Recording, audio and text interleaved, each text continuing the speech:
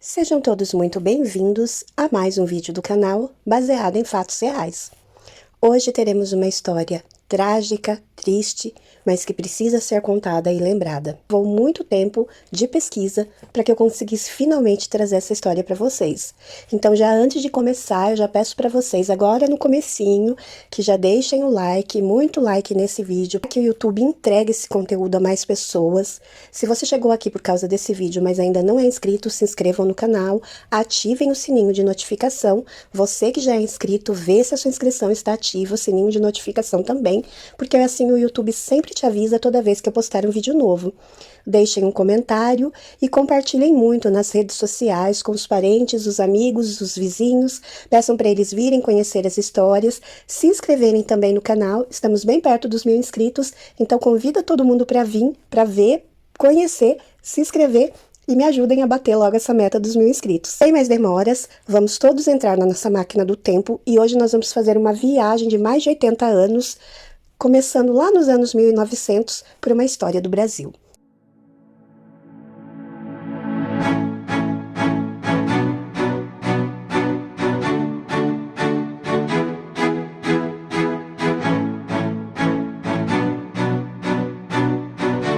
Antes de começarmos o vídeo de hoje, eu queria apenas trazer algumas considerações para vocês.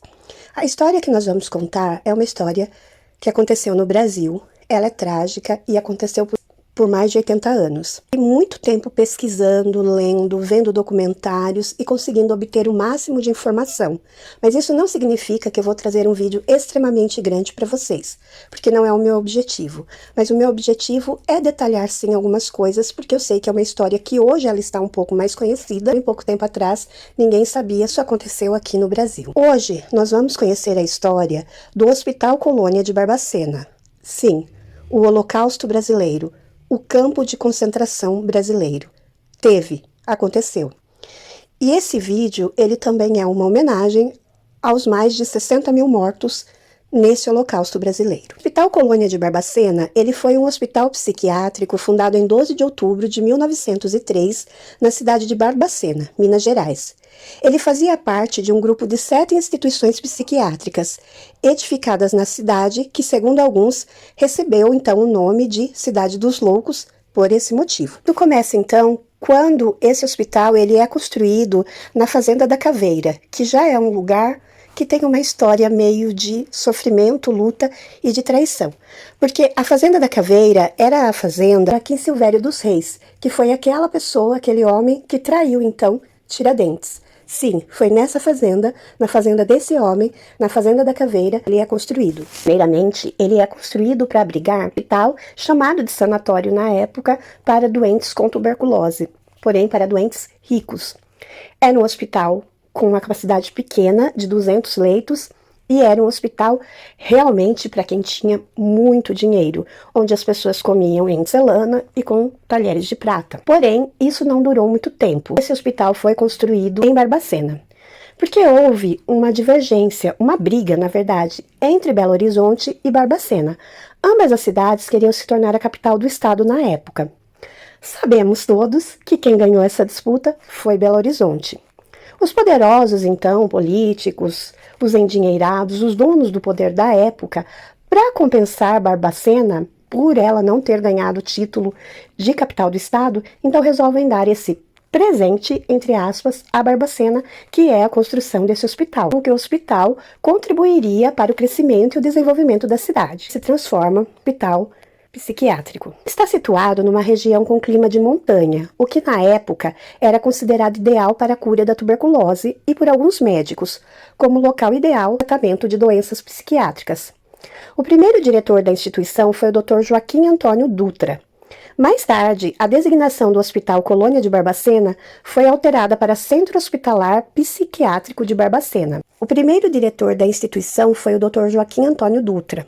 Mais tarde, a designação de Hospital Colônia de Barbacena foi alterada para Centro Hospitalar Psiquiátrico de Barbacena. Atualmente, é a Fundação Hospitalar do Estado de Minas Gerais que gere o hospital. E sim, o hospital ainda está em funcionamento e ainda existem pessoas lá. O hospital foi construído na sequência da criação da assistência aos alienados no estado em 1900. junto ao hospital, com uma área aproximada de 8.000 metros quadrados, foi construído na mesma época um cemitério, que recebeu o nome de Cemitério da Paz. Que só para mim isso já era um sinal de alerta. Quem constrói um cemitério dentro de um hospital é porque não está querendo curar aquelas pessoas. Concordam? Viu-se a construção do Hospital Psiquiátrico do Juqueri, em 1895, e da Colônia Juliano Moreira. O manicômio ele era formado por 16 pavilhões independentes, tendo cada um deles a sua função específica. Tinha o pavilhão Zoroastro Passos, que era para mulheres indigentes, o pavilhão Antônio Carlos, para homens indigentes, e assim por diante. Pavilhão Afonso Pena, pavilhão Milton Campos, pavilhão Rodrigues Caldas e pavilhão Júlio Moura. Tornou-se conhecido pelo público na década de 1980 pelo tratamento desumano que oferecia aos pacientes. O psiquiatra italiano Franco Basaglia, grande homem que lutou muito pelos direitos dos pacientes, taxou a instituição como um campo de concentração nazista. Em grandes vagões de cargas, conhecido como trem de doido, ou famoso inclusive por Guimarães Rosa, que ele usava muito essa expressão, trabalhar lá dentro do hospital também. Então era nesses vagões de carga, que eram os trem de doido, que chegavam os pacientes do Hospital Colônia, em uma época em que várias linhas ferroviárias chegavam à cidade. Ele ia passando pelas cidades e recolhendo aquelas pessoas e levando para até o final da linha, que era o hospital. A instituição ela tinha sido fundada em 1903 e ela tinha capacidade, como eu falei no início, para 200 leitos. Só que em 1961 ela já contava com 5.000 pessoas, ou seja, um lugar onde caberia 200 tinha 5.000. E para o Colônia eram enviadas pessoas não agradáveis, ou seja, só pessoas com algum tipo de problema que precisassem de cuidados. Era todo tipo de pessoas considerada indesejáveis ações e costumes da época. Então, pelo, entre aspas também, bem da família tradicional brasileira, essas pessoas eram despachadas para o hospital. Eram homossexuais, mendigos, pessoas sem documentos, negros, pobres, algumas pessoas sim com deficiência, com problemas mesmo, opositores políticos, ou seja, todas as pessoas marginalizadas na sociedade. É realmente um campo de concentração.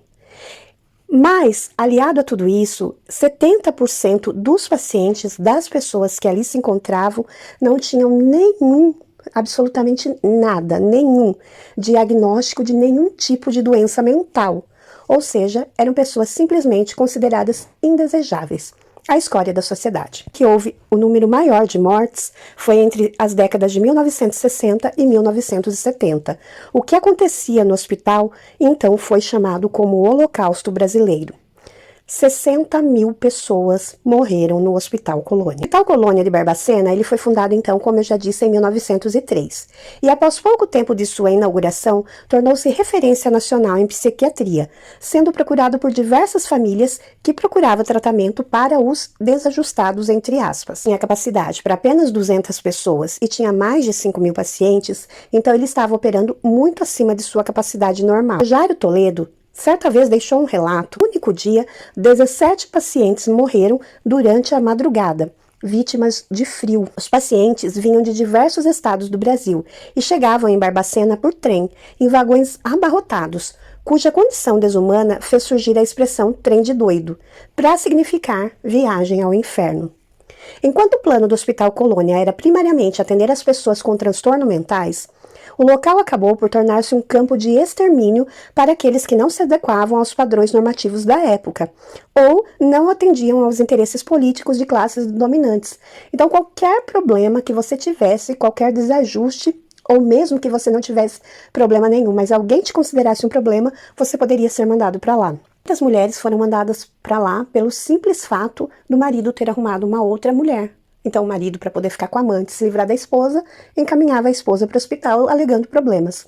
Meninas grávidas, solteiras, meninas que tinham perdido a virgindade, qualquer coisa que pudesse vir a desabonar a conduta da pessoa O nome da família, condições de vida dentro da instituição eram subhumanas. O psiquiatra italiano Franco Basaglia, que teve a chance de visitá-lo, tornou então o local um campo de concentração e exigiu o fechamento imediato.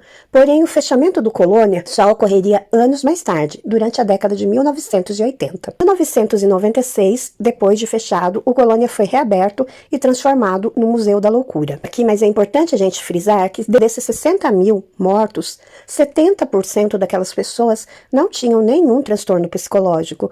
Muitos eram somente alcoólatras, andarilhos, amantes de políticos, crianças indesejadas, epiléticos, inimigos políticos da elite local, prostituta, homossexuais, vítimas de estupro, as que simplesmente não se adequavam ao padrão normativo da época, como homens tímidos, mulheres com senso de liderança ou que não queriam se casar.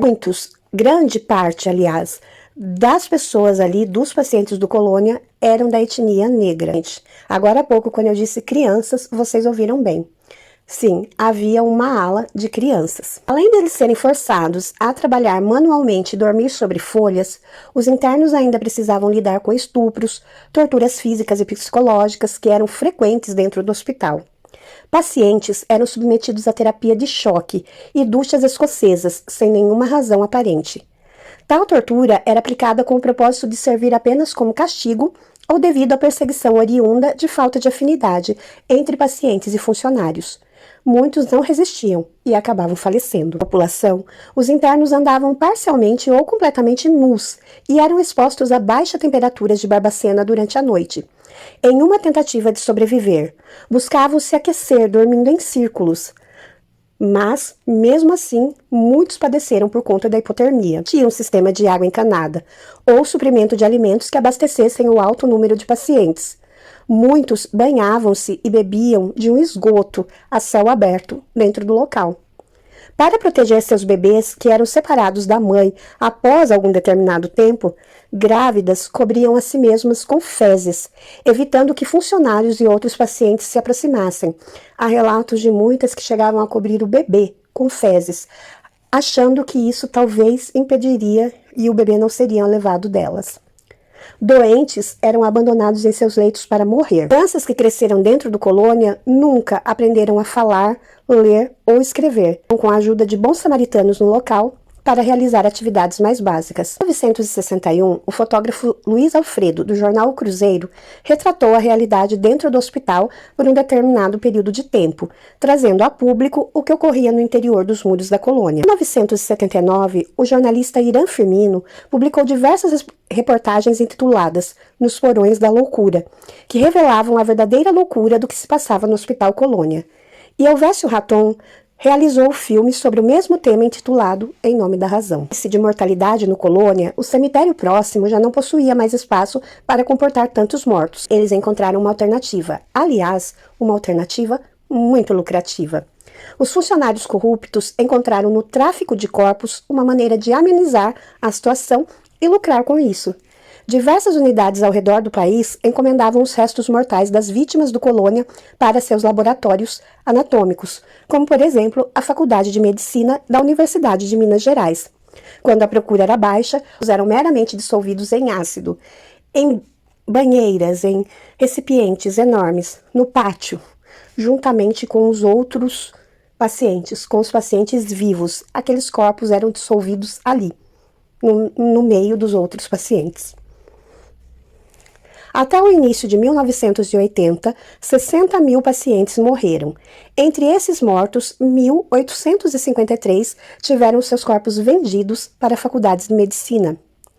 Atualmente, 190 pacientes estão em situação de baixa sobrevida e são tratados no Centro Hospitalar Psiquiátrico de Barbacena. Após o fechamento, seus pouquíssimos sobreviventes foram transferidos para abrigos de melhores condições e, por direito, passaram a receber indenização do Estado. Morreram de frio, fome, tortura e doenças curáveis. Anos depois, ninguém foi punido por esse genocídio. As milhares de vítimas travestidas de pacientes psiquiátricos, já que mais de 70% dos internados não sofria de doença mental, sucumbiram de fome, frio, diarreia, pneumonia, maus tratos, abandono, tortura. Nesse vídeo, decidimos revelar uma das tragédias brasileiras mais silenciosas, história de extermínio. Dentro daqueles muros, dentro daquele hospital, era realmente a rotina de um campo de concentração, embora nenhum governo tenha sido responsabilizado até hoje por esse genocídio. Não se morre de loucura, pelo menos em Barbacena. Na cidade do Holocausto brasileiro, mais de 60 mil pessoas perderam a vida no Hospital Colônia. 1.853 corpos vendidos para 17 faculdades de medicina até o início dos anos 1980. Um comércio que incluía ainda a negociação de peças anatômicas, ou seja, órgãos como fígado, coração e esqueletos. Então, uma reforma psiquiátrica brasileira, cuja lei sobre a proteção e os direitos das pessoas portadoras de transtornos mentais, editada em 2001.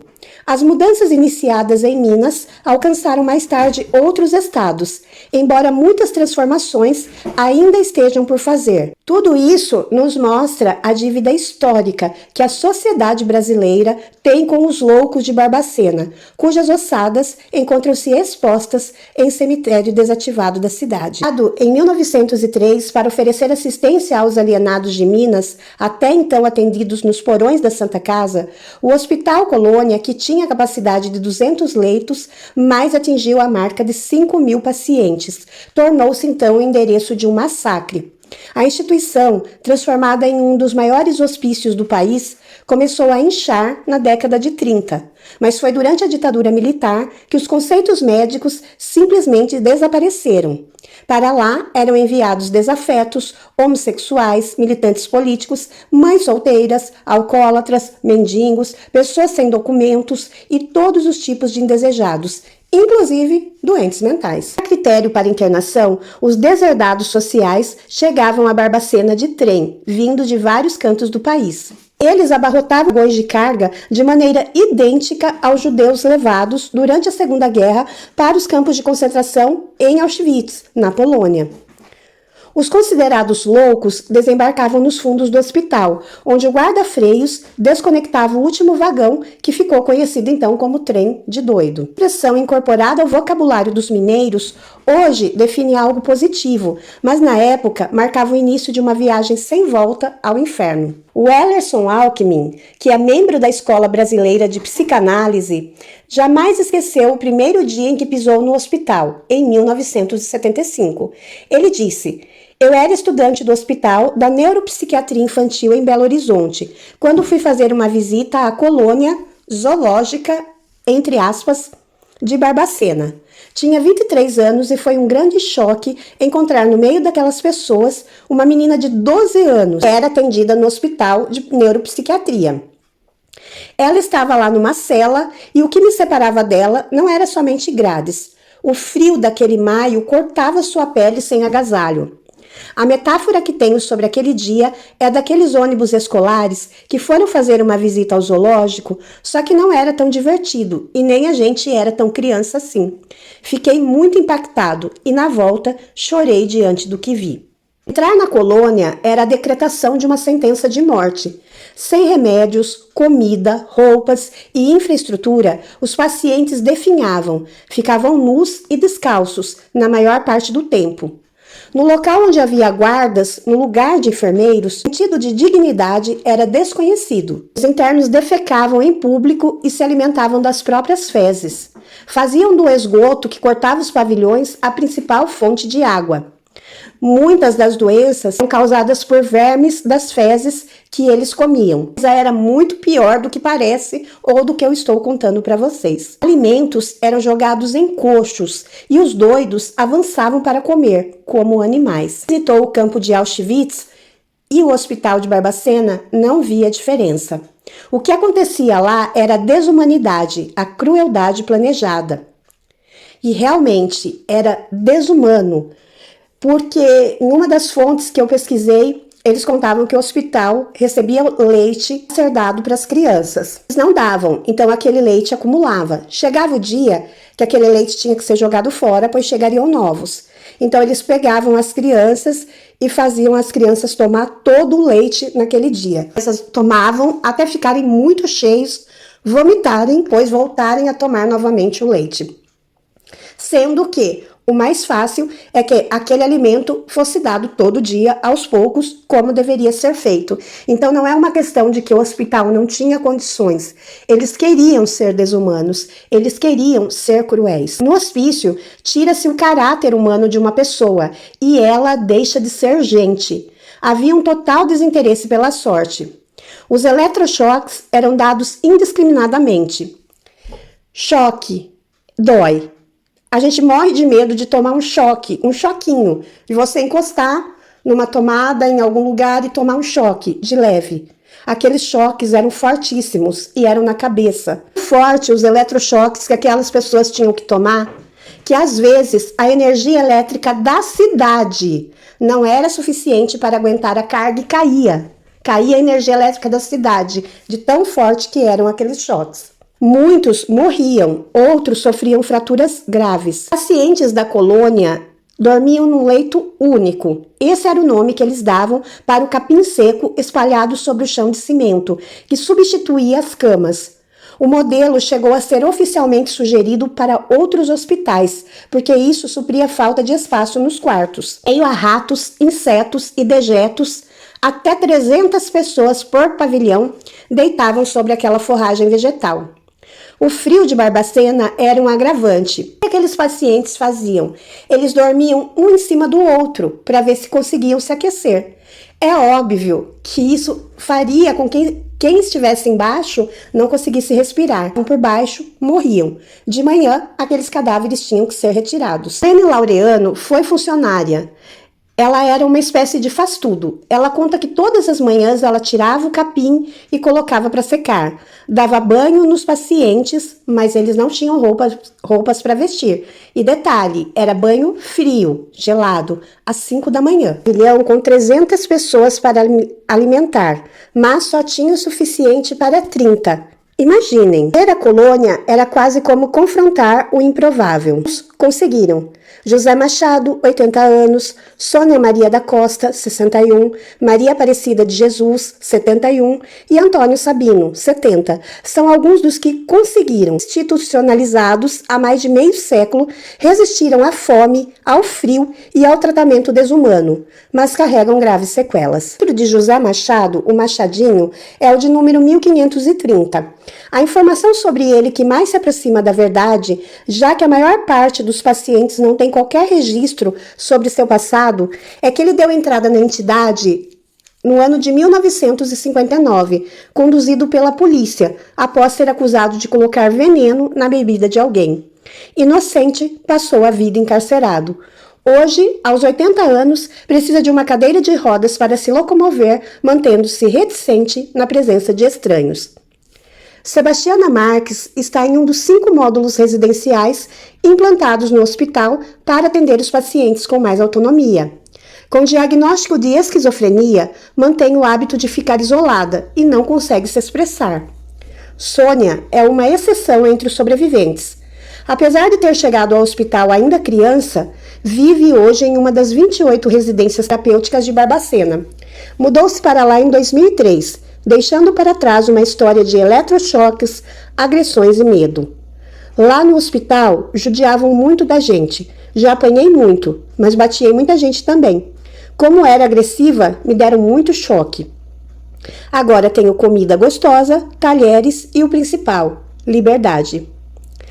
Atualmente, 190 pacientes asilares estão sob a guarda do Centro Hospitalar Psiquiátrico de Barbacena, mas a sua sobrevida é estimada em no máximo mais uma década. Mais ou menos em 10 anos, o ciclo dos porões da loucura se fechará, porque, com certeza, em breve, falecerá essas últimas testemunhas daqueles tempos de horror. Não seja enterrada, o Museu da Loucura vai continuar lembrando o que convenientemente poderia ser esquecido. Idealizado por Jairo, o museu foi inaugurado em 1996 no Torreão do antigo Hospital Colônia e pretende ser um tributo as dezenas de milhares de vítimas da lendária instituição. Dos 5 museus de Barbacena, o que se dedica a contar a história da loucura é o mais visitado por turistas. Em 2008, a publicação do livro Colônia, também organizado por Jairo, expôs as feridas de uma tragédia silenciosa abafada pelos muros do hospital.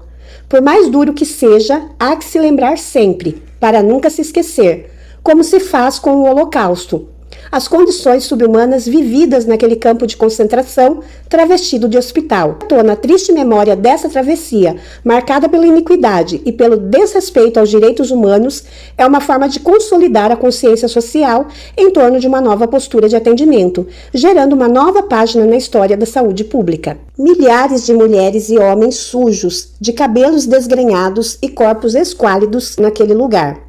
Os homens vestiam uniformes esfarrapados, tinham as cabeças raspadas e pés descalços. Muitos, porém, estavam nus. Eles se agachavam e bebiam a água do esgoto que corria sobre o pátio. Nas banheiras coletivas havia fezes e urina no lugar de água. No pátio, carnes eram cortadas no chão.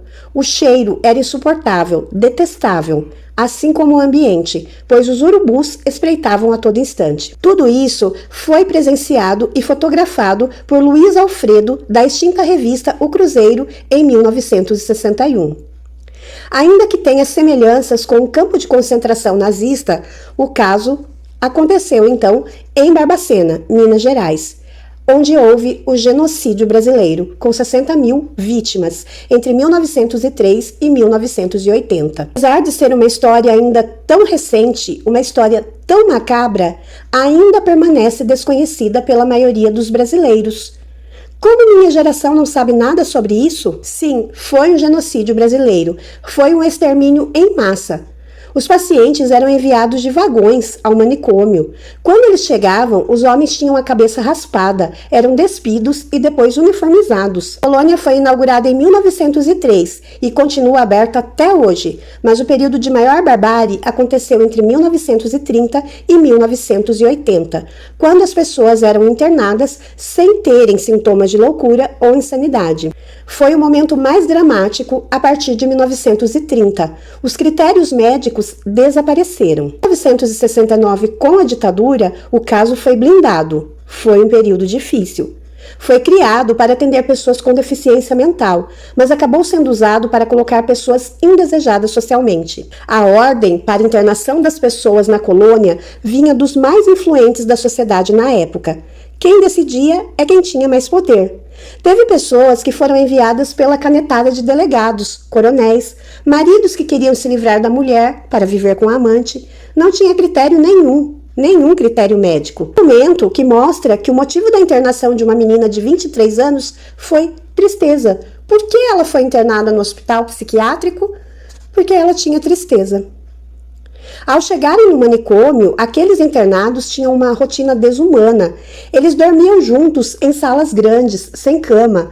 Todos tinham que se deitar sobre o chão do cômodo, que era coberto apenas por capim. Acordavam às 5 da manhã, tomavam banho gelado e eram enviados para os pátios, onde ficavam até às 7 horas da noite, todos os dias. Barbacena é uma cidade muito fria. Até hoje tem a temperatura muito baixa para os padrões brasileiros. Pessoas eram mantidas nuas nos pátios, em total ociosidade. É uma condição subhumana. A alimentação na colônia era muito precária. Isso causou desnutrição e o desenvolvimento de doenças em vários pacientes. Eles tinham uma alimentação muito pobre, de pouca qualidade nutritiva, quando tinham. Muitas pessoas passavam fome. Tem histórias de gente que, em momento de desespero, comeu ratos ou pombas vivas. As pessoas tinham sede e bebiam urina ou esgoto, porque tinha fossas no pátio, e eles não tinham nem água. Eles não tinham nenhuma privacidade. Até 1979 era assim. Faziam xixi e cocô na frente de todo mundo. O fato de homens, mulheres e até crianças ficarem pelados o tempo todo criava um clima de promiscuidade no manicômio. Há relatos de mulheres que foram estupradas por funcionário. No caso de uma mulher que disse ter engravidado de um funcionário. Certo é que havia uma promiscuidade muito grande. As pessoas eram mantidas nuas, dormindo juntas, nessas condições. crianças nuas mantidas no meio de adultos. Além das condições insalubres, o hospício, com 5.000 pessoas, quando suportava apenas 200, se tornou uma bomba, pronta a explodir. Nesses períodos de maior lotação, 16 pessoas morriam todos os dias. Não era uma coisa determinada, não existia uma ordem para matar. As coisas foram se banalizando. Um funcionário via que outro fazia tal coisa com o paciente e repetia. As pessoas deixaram as coisas acontecerem. Não tinha essa coisa de vamos fazer com essa era exatamente por omissão. Porém, a morte dava lucro, quando se começa então a venda dos corpos, entre 1969 e 1980 para as faculdades de medicina. 1.853 corpos foram vendidos para 17 faculdades de medicina do país. O preço médio era de 50 cruzeiros. Trazendo para o nosso dinheiro de hoje, daria mais ou menos 600 mil reais. Tem documento de venda de corpos. De janeiro a junho de um determinado ano, por exemplo, a Universidade Federal de Minas Gerais recebeu 67 peças, que eram como eles se referiam aos corpos. Depois de algum tempo, o mercado deixou de comprar tantos cadáveres. Os funcionários passaram então a decompor os corpos dos mortos com ácido no pátio da colônia, diante dos próprios pacientes, para comercializar então as ossadas. O caos estabelecido na colônia foi descoberto pela revista O Cruzeiro, que publicou em 1961 uma reportagem de denúncia de José Franco e Luiz Alfredo. Na época, houve comoção em torno do caso, mas as condições continuaram as mesmas no hospício. Na época, o ex-presidente Jânio Quadros estava no poder. Ele falou que ia mandar dinheiro para a colônia. Falaram que ia fazer e acontecer e nada. Não foi feito nenhum tipo de intervenção que fizessem os absurdos cessarem. De 1961 até 1979, a situação continuou tão grave quanto. As atrocidades no hospício só começaram a diminuir quando a reforma psiquiátrica ganhou fôlego em Minas Gerais, em 1979. Hoje, o manicômio é mantido pela Fundação Hospitalar do Estado de Minas Gerais e conta com 160 pacientes do período em que o local parecia mais um campo de concentração. Ninguém nunca foi punida por esse genocídio. Nem sequer responderam um processo. Os loucos são aqueles que dizem mais dos normais do que de si mesmos. O Holocausto Brasileiro, um capítulo tão tenebroso quanto escondido da história recente do Brasil e que está longe de ser encerrado. Contando essa história, nós podemos devolver aos corpos sem história, que eram os corpos dos loucos, uma história que fala deles, mas fala mais de nós, os ditos normais, entre aspas. Durante décadas, as pessoas eram enfiadas, em geral compulsoriamente, dentro de um vagão de trem que as descarregava na colônia. Lá suas roupas eram arrancadas, seus cabelos raspados e seus nomes apagados, nus no corpo e na identidade. A humanidade sequestrada, homens, mulheres e até mesmo crianças viravam ignorados de tal. Qual é a história dos corpos sem história? Era o Antônio Gomes da Silva, o mudo que falava. Maria de Jesus, encarcerada porque se sentia triste. Antônio da Silva, porque era epilético. A estimativa é que 7 em cada 10 pessoas internadas no hospício não tinha diagnóstico de doença mental. Quem eram eles, para além dos nomes apagados? Epiléticos, alcoólatras, homossexuais, prostitutas, mendigos, militantes políticos, gente que se rebelava, gente que se tornara incômoda para alguém com mais poder. Eram meninas grávidas, violentadas por seus patrões. Eram esposas confinadas para que o marido pudesse morar com a amante. Eram filhas de fazendeiros que perderam a virgindade antes do casamento. Eram homens e mulheres que haviam extraviado seus documentos. Alguns deles eram apenas tímidos. Cerca de 30 eram crianças. Qual era o destino de quem o Estado determinava que não podia viver em sociedade, que era preciso encarcerar, ainda que não tivesse cometido nenhum crime? Homens, mulheres e crianças às vezes comiam ratos, bebiam esgoto ou urina, dormiam sobre capim, eram espancados e violentados. Nas noites geladas da Serra da Mantiqueira, eram atirados ao relento, nus ou cobertos apenas por trapos. Instintivamente faziam um círculo compacto, alternando os que ficavam no lado de fora e no de dentro, na tentativa de não morrer. Faziam o que fazem os pinguins imperadores para sobreviver ao inverno na Antártica e chocar seus ovos, como se viu num documentário que comoveu milhões de pessoas anos atrás. Os humanos da colônia não comoviam ninguém, já que sequer eram reconhecidos, nem como humanos, nem como nada. Alguns não alcançavam as manhãs.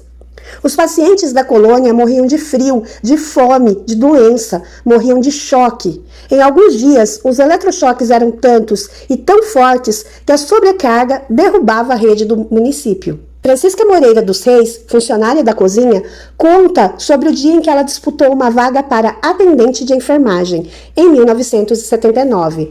Ela e outras 20 mulheres foram sorteadas para realizar uma sessão de eletrochoques, ou seja, uma pessoa que não sabia nada sobre isso. Ela era cozinheira, não desmerecendo a profissão dela, mas ela não entendia nada de saúde. Elas poderiam ser promovidas. Foram sorteadas para praticarem uma sessão de eletrochoques nos pacientes masculinos do pavilhão Afonso Pena, escolhidos aleatoriamente para o exercício.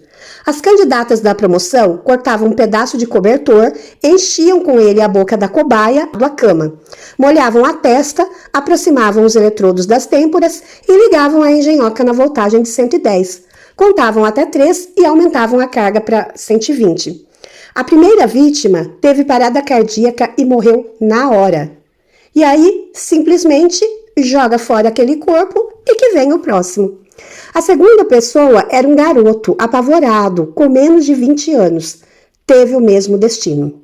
Francisca, quando chegou a vez dela praticar o eletrochoque, ela saiu correndo. Nos períodos de maior lotação, 16 pessoas morriam por dia e morriam de tudo e também de invisibilidade. Ao morrer, davam lucros. Dos homens e mulheres do hospício encarcerados pelo Estado e oficialmente sob a sua proteção, até os ossos se aproveitava. Essa é uma história que muitos estão contando agora e estamos salvando do esquecimento um capítulo que muitos gostariam que seguisse nas sombras até o total apagamento, no qual parte dos protagonistas ainda está viva para refletir, tanto sobre seus atos quanto sobre suas omissões. Esse ano colônia era desumanidade, a crueldade planejada. No hospício, tira-se o caráter humano de uma pessoa e ela deixa de ser gente. É permitido andar nu e comer cocô, mas é proibido o protesto, qualquer que seja a sua forma. Não podemos deixar de falar mais uma vez do psiquiatra italiano Franco Basaglia, que em 1979 se tornou um pioneiro da luta pelo fim dos manicômios. Esteve no Brasil, conheceu colônia e em seguida ele chama uma coletiva de imprensa, na qual ele diz: "Estive hoje num campo de concentração nazista. Em lugar nenhum do mundo presenciei uma tragédia como essa. Hoje restam menos de 200 sobreviventes da colônia. Parte deles deverá ficar internada até a morte. São aqueles que foram tão torturados por uma vida dentro do hospício que já não conseguem mais viver fora. Parte transferida para residências terapêuticas para reaprender a tomar posse de si mesma. Sônia Maria da Costa está entre os que conseguiram dar o passo para além do cárcere. Às vezes, ela coloca 2 vestidos para compensar a nudez de quase uma vida inteira. Ser essa história, e quando comecei a pesquisar essa história, é impossível cair na tentação de acreditar que essa história acabou. Mas ela não acabou. Ainda existem no Brasil instituições que mantêm situações semelhantes às da colônia, como algumas reportagens têm denunciado, produzidas pela luta antimanicomial que botou fim às situações mais bárbaras, estão hoje sob ameaça de retrocesso. É nesse momento que entramos nós, a sociedade. Se não quisermos continuar sendo cúmplices da barbárie que acabamos de conhecer nesse vídeo, é preciso refletir sobre o nosso papel. É bastante óbvio perceber que fábricas de loucura, como a colônia, só persistiram por um século porque podiam contar com a cumplicidade da sociedade. Mesmo quando o Holocausto foi denunciado na revista de maior sucesso da época, O Cruzeiro, no início dos anos 60, passaram-se décadas até que a realidade do hospício começou muito lentamente a mudar. E outras gerações foram aniquiladas entre seus muros. Como é possível? Possível porque a sociedade prefere que seus indesejados sejam tirados da frente de seus olhos. Não enxergar, para muitos, ainda é solução.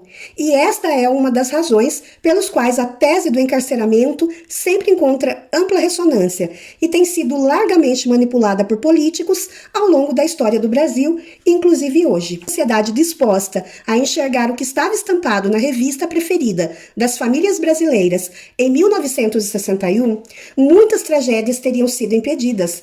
Há uma tendência no senso comum de considerar que categorias como loucos são determinadas, imutáveis, indiscutíveis e, principalmente, isenta dos humores do processo histórico. Não são.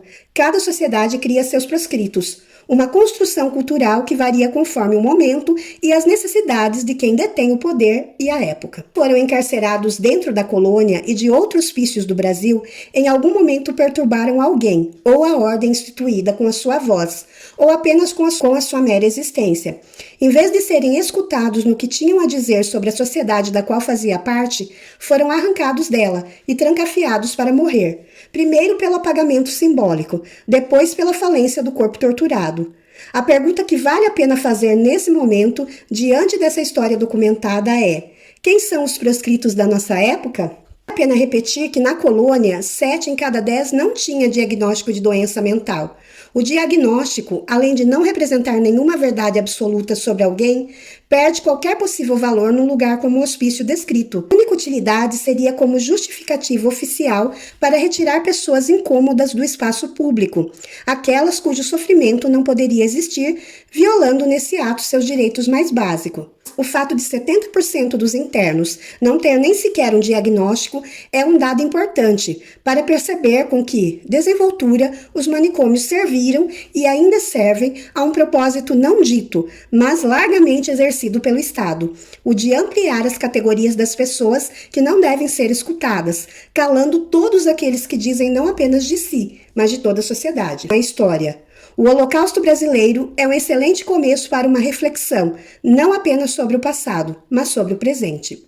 O descaso diante da realidade forma em prisioneiros dela. Ignorá-la, nos tornamos cúmplices dos crimes que se repetem diariamente diante de nossos olhos. Enquanto o silêncio acobertar a indiferença, a sociedade continuará avançando em direção ao passado de barbárie. Mas é tempo de escrever uma nova história e de mudar o final.